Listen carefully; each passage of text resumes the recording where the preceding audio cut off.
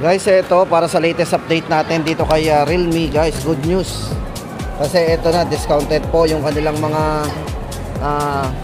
yung mga 13 Pro series. Ito guys, meron sila ditong discount na 2,000 off 13 Pro 5G. At ang kanilang 13 Pro Plus na ito guys, 13 Pro Plus 5G, discounted din ng 2,000. So ayan guys, sa mga naghahanap po ng discounted dito kay Realme. At ito, bago tayo guys pumunta doon sa kanilang yung mga budget phone, unahin po muna natin yung mga discounted po nila. O ito yung mga top of the line po ni Realme. Ito guys, check natin. Check po natin ang kanilang Realme 13 Pro 13 Pro Plus. Ito guys, unahin na po natin yung kanilang pinaka top of the line, yung kanilang Realme 13 Pro Plus 5G. Ito guys, kung more on camera tayo, tamang-tama sa inyo yung kanilang 13 Pro Plus 5G. Kasi ito po yung mayroong 120 times zoom pagdating sa zoom. O di ba? Meron siyang 120 times zoom. Check po natin.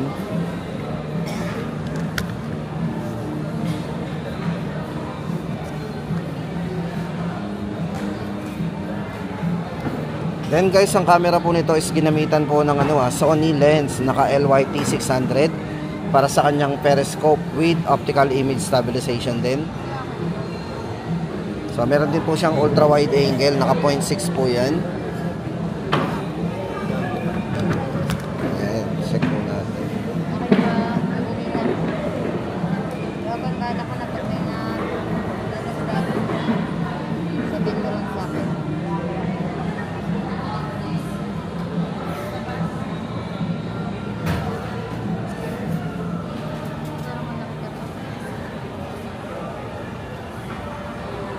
Yan guys, para sa kanyang AI camera, ito ay merong 50 megapixel, naka Sony OIS nga po. Yan, Sony LYT 701 ang ginamit sa kanya. At meron po siyang 112 degree. So meron po siyang 112 degree na para sa kanyang ultra wide angle. Ayaw ko din na pinapadali ako eh. Dalian mo! Ay, grabe. Dali! Ito po yung kanilang camera guys. Ito, more on to guys, meron siyang AI features, AI ultra clarity, at syempre guys, meron siyang AI smart removal. So mga gusto natin magtanggal ng mga natin, yan, pwede natin tanggalin yung mga dyan yung mga photo bombers natin. Basta mag-take tayo ng photo, yan, pwede po natin yan, alisin gamit yung mga AI removal nila. Then pagdating guys sa chipset, ito yung naka Qualcomm Snapdragon 7S Generation 2. Yan. Design guys, ito pakita ko sa inyo. Ang design po nito ay naka Monet inspired glass design. Then ang isa po nitong design guys is naka vegan leather. Yan, design 2.0. Then pagdating sa charging, napakabilis po ng charging nito. Ito ay naka 80 watts superbook charge na. Yan, battery 5,000 mAh battery.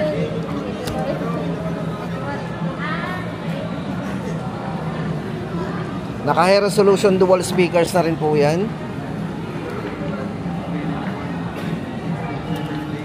Para po sa variant guys, itong hawak natin, ito ay may dalawang variants. Para po sa kanyang 12GB RAM 256, 26,999 po. Dati pong 27,999 po yun. Yan, ang isa po nito guys ay 29,990 na lang din, yung 512GB. So ayan na guys ang ating latest update. Sa mga naghahanap po ng discounted dito kay Realme 13 Pro Plus 5G, yan na po yung latest update natin. Tapos guys, ito naman ang kanilang Realme 13 Pro 5G para naman po sa kanilang 13 Pro 5G. Ito guys, ito po ay may isang variant. So meron tong maximum RAM na 24GB maximum RAM, 256 po internal storage. Ito guys, discounted na rin to from 24,999, ngayon po ay 22,999 na lang po yan. So ito guys, para sa kanyang specification guys, bigyan ko kayo ng idea doon sa mga specs and parameters po nitong si 13 Pro 5G. Guys, ito para sa kanyang mga colors, ito yung kanyang Monet Purple, Emerald Green. So dalawang kulay po yan, Emerald Green and Monet Purple. Then sa camera guys, meron din po itong 50 megapixel para po sa kanyang Sony. Ginamitan po ito ng Sony. Naka OIS na rin po yan para sa kanyang AI camera. Sony LYT 600 po ang ginamit.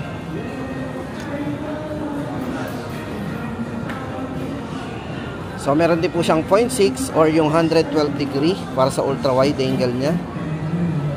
So mahilig kayo sa camera guys, so tama-tama sa inyo. Portrait camera. Sa video yan, napaka-smooth ng video guys ito kasi ito ay merong 1080p 60 fps para sa kanyang video recording. Yan, napaka-smooth po niyan. Tapos malinaw din. Yan, pagdating po sa kanyang speakers guys, ay naka-dual speakers na rin po yan. C13 Pro 5G.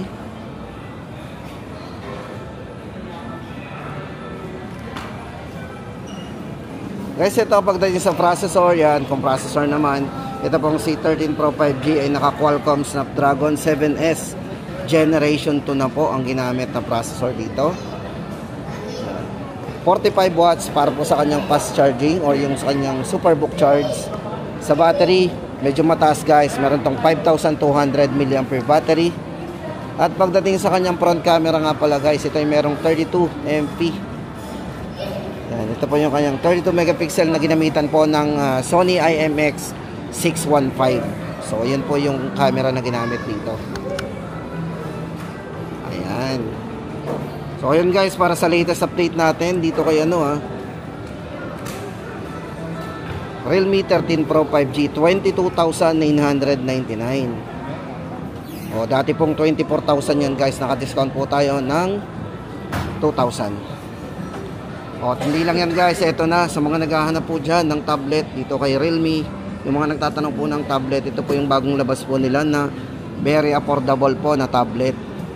Ito guys, medyo tamang-tama na rin po ang size nito. Kung ito po yung pangregalo natin, pangbigay po natin sa mga estudyante, tamang-tama guys. Kasi ang size po ng bago nilang TechLive Pad Neo. Yan, TechLive Pad Neo. Size po ng screen nito is naka 10.1. High definition display na rin. Yan, bali ang variant po guys nito is naka 8GB RAM 128 na rin po para sa kanyang massive storage. Yan, seamless LTE connectivity guys. So napakabilis din po ng signal nito. Okay na rin po yan. Yan, para po sa variant, ulitin po natin, ito po ay naka 8GB RAM 256. Para po sa colors, meron po tong sky blue and storm gray. So ito yung storm gray, parang black na rin. O di ba? Yan, presyo po natin guys dito 7,499. O ano pang hinihintay natin guys sa mga naghahanap po ng tablet dito kay Realme TechLive Pad Neo. O diba? Naka high definition na rin ang display po niya. Tapos guys, ito naman discounted pa rin ang kanilang Realme 13 5G. Yan, check po natin para sa kanilang Realme.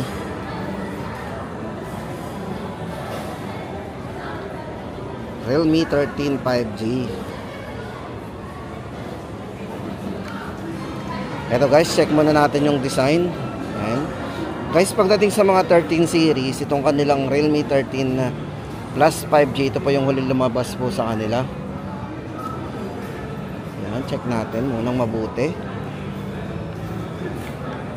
Bali guys, unahin na po natin ang kanyang chipset, yung kanyang processor, yung chipset niya. Ito guys is naka Dimensity 7300 energy. Ayan. 80 watts fast charging na rin. Napakabilis itong mag-charge, naka 80 watts. So check nga po natin guys yung specification nito dito. Ayan. Ginamit po is Dimensity 7300 energy 5G chipset. Para po sa kanyang RAM, ito ay merong 256GB, 26GB maximum RAM, o yung tinatawag niyang dynamic RAM. Then 256 internal storage. Sa battery guys at saka sa charging, ito ay naka 80 watts and 5,000 mAh battery. Ayan. Siyempre guys, kung tatanong natin ang thickness nito, ito ay merong 7.6 mm para sa kanyang thickness. Then sa camera, more on camera ba, ang hanap natin yung kanilang 13 Plus 5G po ay merong 50 megapixel at ginamitan po ng Sony 600 with OIS na po yan guys. O, check natin ha. Yung kanyang Sony ano yan, ginamit na Sony, ano ba yan, check natin. LYT 600. So ginamitan po to ng Sony LYT 600. Then ang maganda po dito sa camera niya, meron na rin siyang smooth video. So tingnan niyo naman guys, napaka smooth to. Hindi nagba-blur yung yung ating video kahit tayo medyo malikot yung kamay. So yan po yung maganda kasi meron siyang optical image stabilization or naka 60 frame per seconds. So ito na guys para sa latest price update natin, 24 gig maximum o 26 gig maximum RAM. Yan. So ito na guys para sa latest update po natin, ito yung kanilang Realme 13 Plus 5G, 26 gig maximum RAM, 256 po ay 17,999. O yan guys, naka-discount tayo ng 2,000. Dati pong 19 yan, 19,999. Then guys, ito naman ang kanilang Realme Watch S2 para sa mga naghahanap po ng Realme Watch S2. Ito guys, bali size po ng kanyang ng screen nito is now 1.43 inches at napaka-vivid po ng display nito guys. Ito po ay naka AMOLED display na rin. O, di ba? At meron po siyang advanced stainless steel. So guys, ito metal po 'yan, no.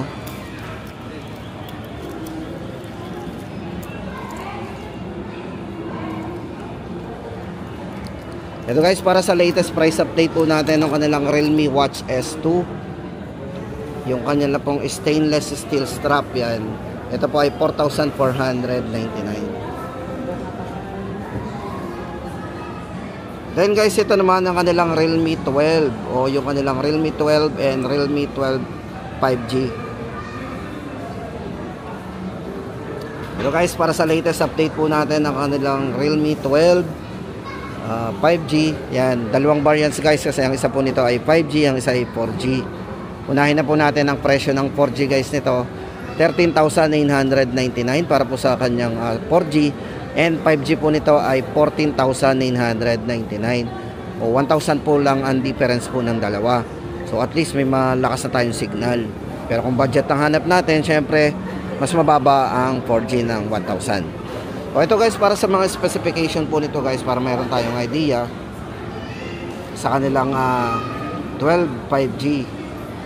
Yan guys, ito bali yung variant na hawak natin. Ito ay merong maximum RAM na 16 gig, maximum RAM 256, internal storage. Then maganda po dito, expandable po ito up to 2 terabyte.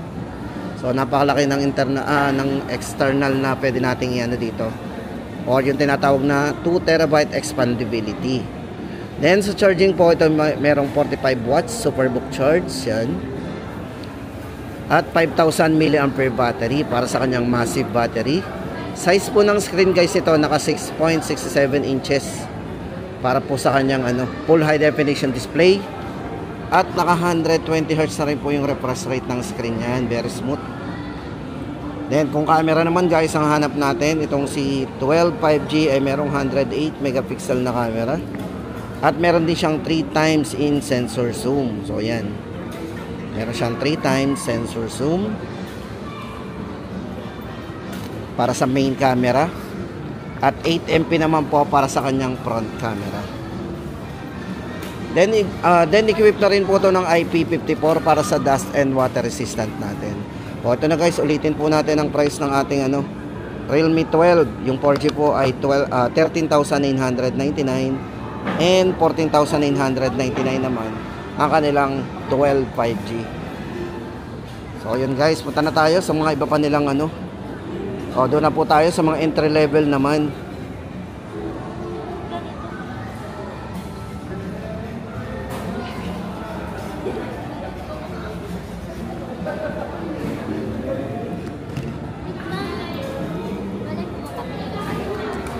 Ito guys, so good news sa mga naghahanap po ng entry level dito kay Realme. Yung kanilang Realme Note 60 guys ay discounted. Yung isang variant po nito na 128 gig Dati pong 5,999. Ngayon po ay discounted ng 5,499 na lang po yan.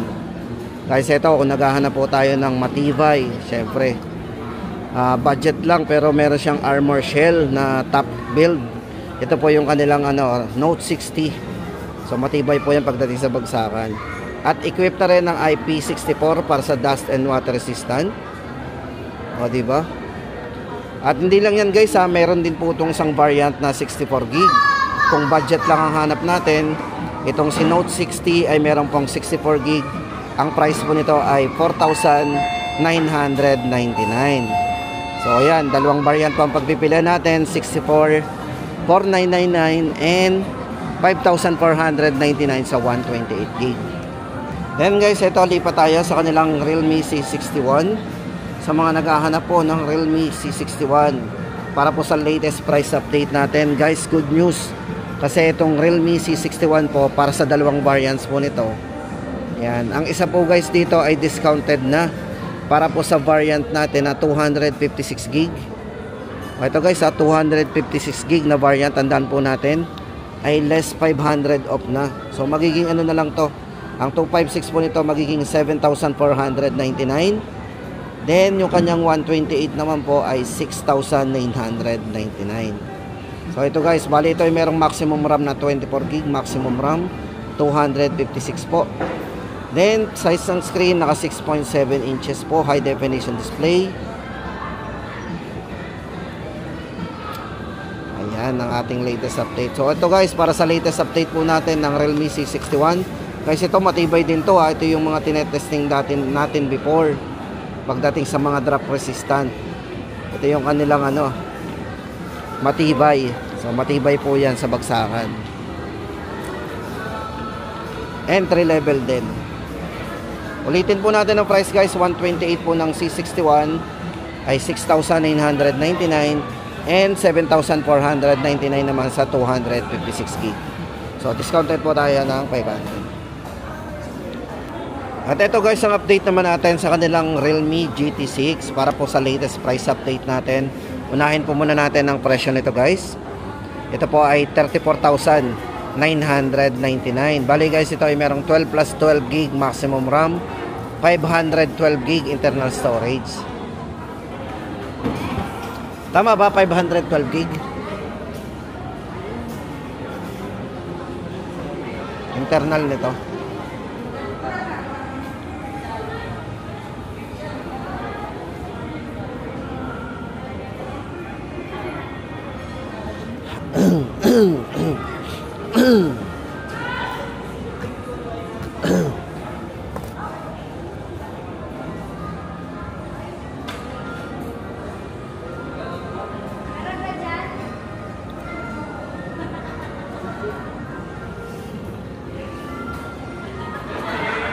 Ito guys, para dito kay Realme GT6 para po sa ating latest price update.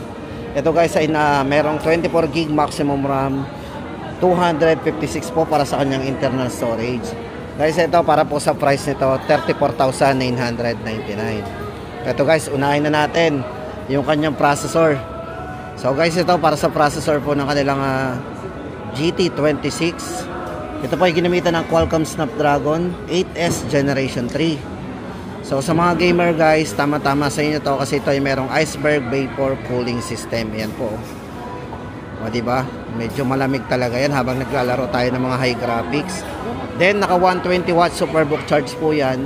At may mataas na battery capacity. Meron siyang 5,500 milliampere massive battery. Yan. Siyempre guys, ito meron na rin tong antenna array. So matrix system para sa yan, nag-optimize po yan ng antennas up to 20% improvement, diba, pagdating sa reception. So ito yung maganda sa kanya, meron siyang antenna array matrix system. Then sa refresh rate po ng screen, ito po ay may 120Hz refresh rate. Size po ng screen to is naka 6.78 inches. At pagdating sa brightness, ito ay merong 6,000 nit. Yan, diba? Para po sa local peak brightness niya. Battery, 6,000 mAh battery. Yan, para po sa kanyang dimming display. Ito po ay merong 2160 Hz PWM dimming display. Diba?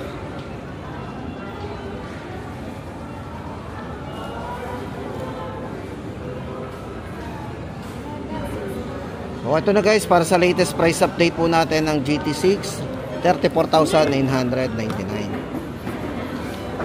Then guys, ito tablet, kumustahin naman natin ang kanilang Pad 2. Ito, kung naghahanap po tayo ng malaking screen. Ito guys, yung kanilang Realme Pad 2. Ito po ay merong size na screen na 11.5 inches. Naka 120 Hz na rin po yung refresh rate ng screen niya. At ang maganda dito guys, naka 2K resolution po yan. Yan, naka 2K resolution. Then pagdating sa charging, naka 33 watts fast charging. At pagdating sa speakers, ito yung naka quad speakers. Yan, may 4 na speakers po yan. Malakas po ang volume. Siyempre surround sound. Then pagdating sa chipset guys, hindi na rin pahuhuli ang kanilang Realme Pad 2 ay merong MediaTek Helio G99 processor na usually nakikita po natin sa mga mid-range na mga phone. Yan, diba? Pang gaming. Ito guys, may dalawang variants po ang kanilang Realme Pad 2 para po sa kanyang 12GB RAM 128, 13,999 and 17,999 naman sa 16GB RAM 256GB. Ito guys, para sa colors, Inspiration Green and Imagination Gray. Ito po yung green and gray po ang available na kulay. So ayan guys, ang ating latest update dito kay Realme ngayong December 18 2024. Ito guys, kaya guys, lagi tayo mag-stay tuned at sumubaybay po sa ating mga upload para lagi po tayong updated. Yan, sa mga ngayon. Guys, mostly mga binablog natin, naka one price policy naman po yan. Kaya no worry tayo. Kahit saan po tayo pumuntang mga store, especially sa mga concept store and kiosk, ay iisa naman po ang price na yan, ng mga yan.